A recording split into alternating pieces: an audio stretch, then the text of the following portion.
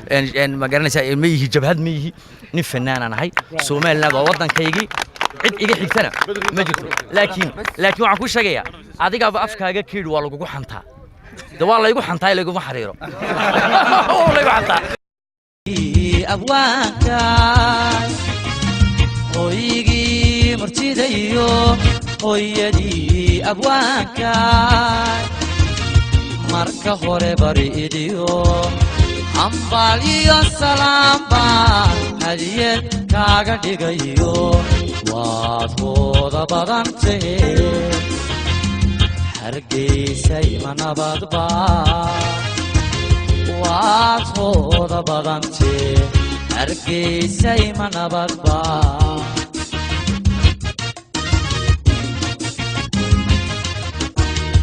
ويجي مرتديو ويدي أبواك ويجي مرتديو ويدي أبواك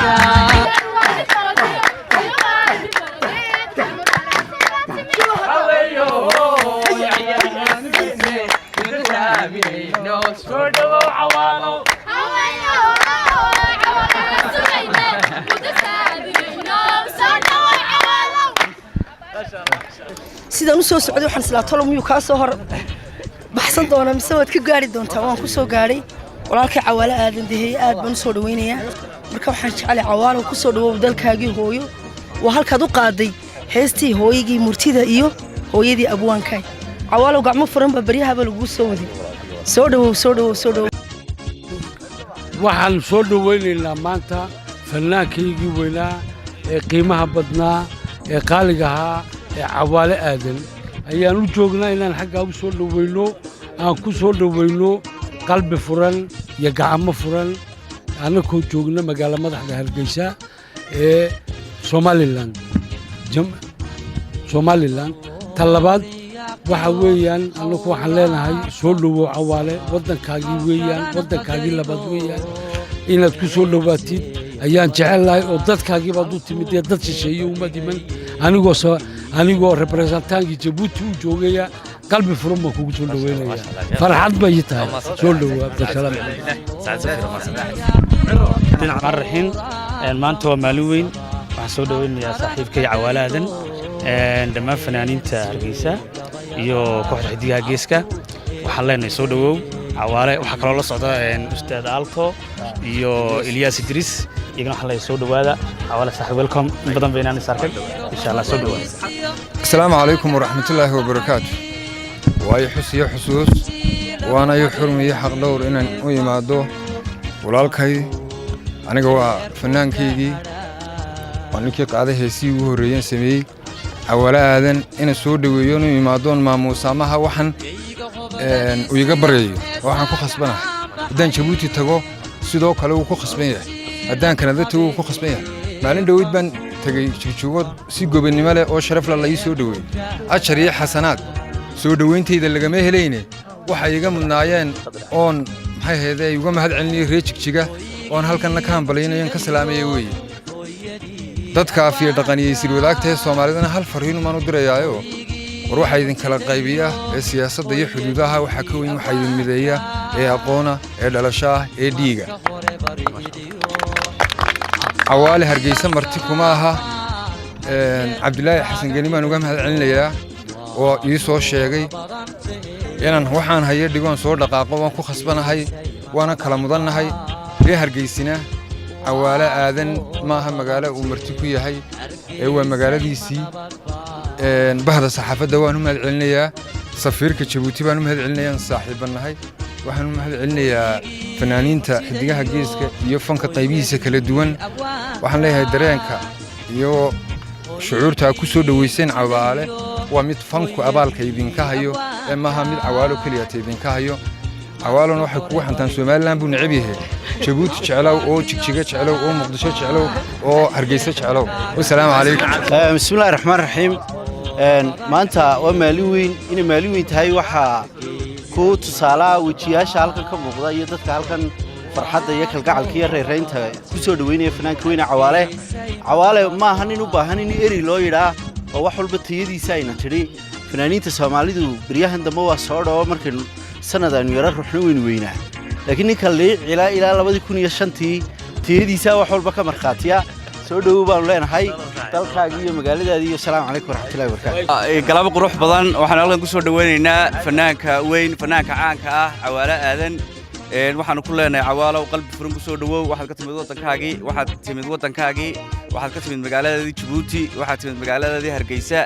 ku soo dhawow caasimadii Jamhuuriyadda Soomaaliland Hargeysa caasimadda Jamhuuriyadda Soomaaliland kaliya ma aha waana caasimadda fanka ay Soomaalidu leedahay marka Hargeysa ku soo dhaweynaysa qalbi furan dadku jecel ku soo dhawow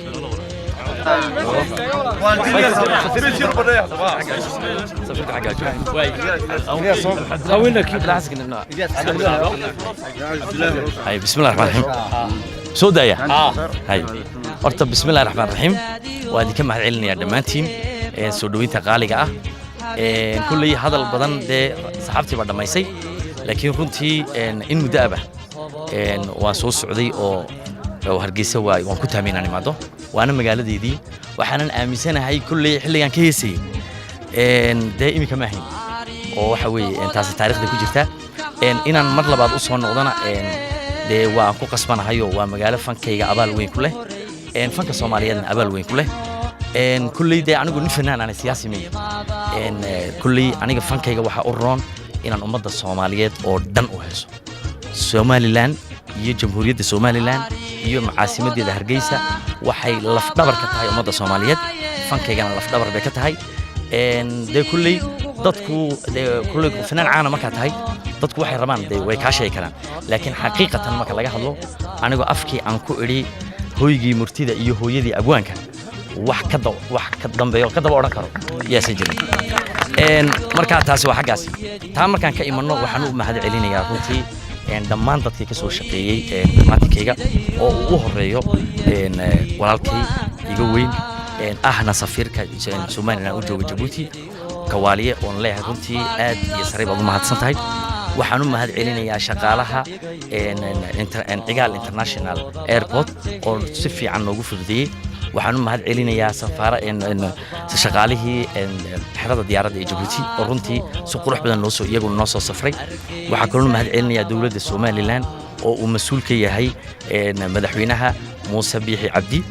iyo madaxweyne ku-xigeenkiisa Saylici oo runtii shaqo qurux badan iyaguna nala qabtay waxaa kaloo mahad celinayaa dawladda Djibouti oo si fiican noo soo safarkaas noogu soo dirtay runtii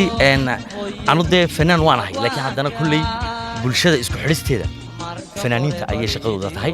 Jamhuuriyadda Djibouti iyo Jamhuuriyadda Somaliland waa dad walaalo wada dhashay inaan isku xidhnana waa shaqadayadii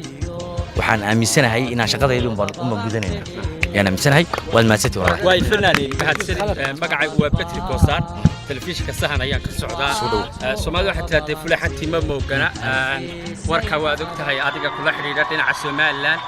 تبدأ واحد لين قرن من سومالان يجريتان كذا ما أقوله